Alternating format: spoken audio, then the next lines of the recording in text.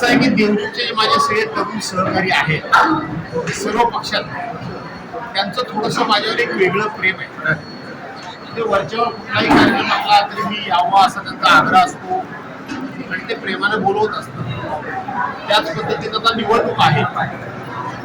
या मंडळीचं म्हणणं होतं असं की तुम्ही एकदा तरी आमच्याकडे या आणि त्या पद्धतीनं निवडणुकीच्या प्रचाराकरता आपण अत्यंत चांगलं वातावरण आहे. या ठिकाणी महाविकास आघाडीचे सगळे जे घटक आहेत, पक्ष असतील, नेते असतील, हे सगळे एकजीव आहेत, एक संघ आहे आणि लोकांशी एकत्र भेटलं आणि बोललं तर लोकांना परिवर्तन पाहिजे अशी जाणीव होती.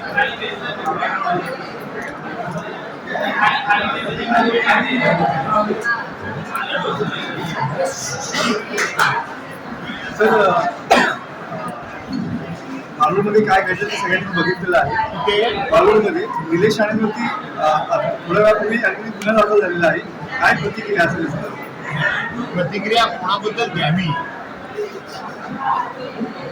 आणि तुम्ही कोणाबद्दल विचारावं हे आपल्याला दोघांनाही माहिती आहे.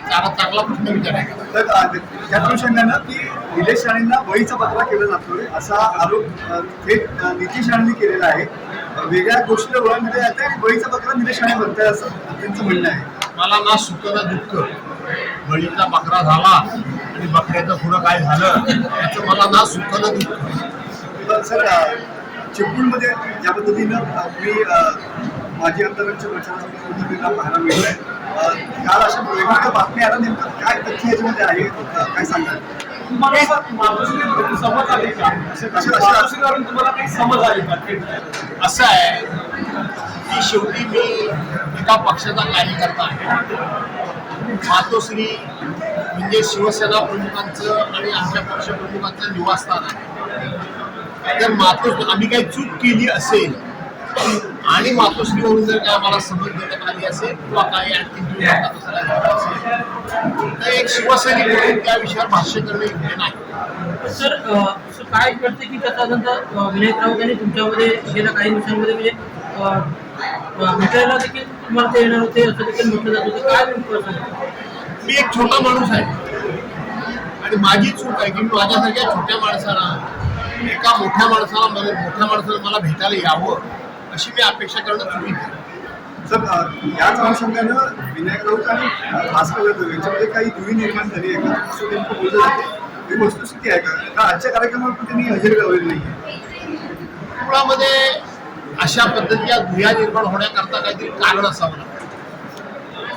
संपूर्णपणे आज ही वेळ नाही, परंतु संपूर्णपणे जर तुम्ही सगळा आढावा घेतला तर मी नक्कीच सांगेन की मी कुठलंही कारण बनलेलो नाही. त्यामुळे माझ्याकडून काही दुही असण्याचं कारण. पण सर, एकेकाळचे तुमचे प्रतिस्पर्धी चिपळूणमध्ये एकेकाळचे तुमचे प्रतिस्पर्धी त्यांच्याच प्रचारावर तुम्ही जाताय, एक वेगळा संदेश जात नाही का या सगळ्या गोष्टी? खरं सांगायला गेलं तर वेगळा संदेश जातोच, नाही म्हणता येत नाही. परंतु एक कुणी मला करायला लावलं, मी स्वतःहून केलं का? हे कुणी करायला लावलं आणि अर्ध्यावर येऊन या विषयातून कुणी पळ काढला, याचा अर्थ कुणीतरी मला हिंदीत गाठण्याचा प्रयत्न केला आणि मी नक्की काय करतो हे आजमावण्याचा प्रयत्न केला. पण एकदा का मी माझा शब्द दिला की मी बदलत नाही आणि भास्कर जाधवची ही एवढीशी ओळख पुरेशी आहे की भास्कर जाधवने एकदा शब्द दिला की बदलत नाही. खरं तर या प्रकरणाशी माझा काही संबंध पण नाही, त्या निवडणुकीशी पण माझा काही संबंध नाही, त्या निवडणुकीशी बोलाचालीचा पण माझा काही संबंध नाही. पदाधिकारीच सगळं करत होते. तेच पदाधिकारी माझ्याकडे आले आणि तेच पदाधिकारी अर्ध्यावरनं पळून गेले. आता मी काय करावं? तर या संदर्भात काही ठाकरेंशी बोलणं झाले का उद्धव साहेबांशी? असं आहे, ते माझे पक्षप्रमुख आहेत. शेवटी माझं जर काय कारण घालायचं असेल तर मला त्यांच्याकडे घातलंच पाहिजे.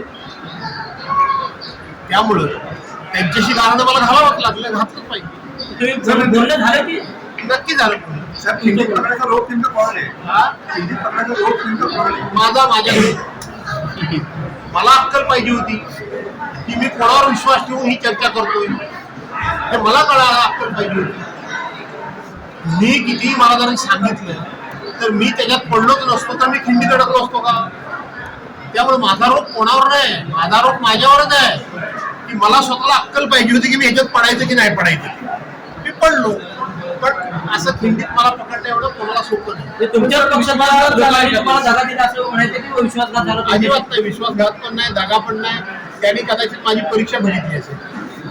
टाइम्स डिजिटलला लाईक करा, शेअर करा, सबस्क्राईब करा आणि बेल आयकॉन दाबायला विसरू नका. Times digital.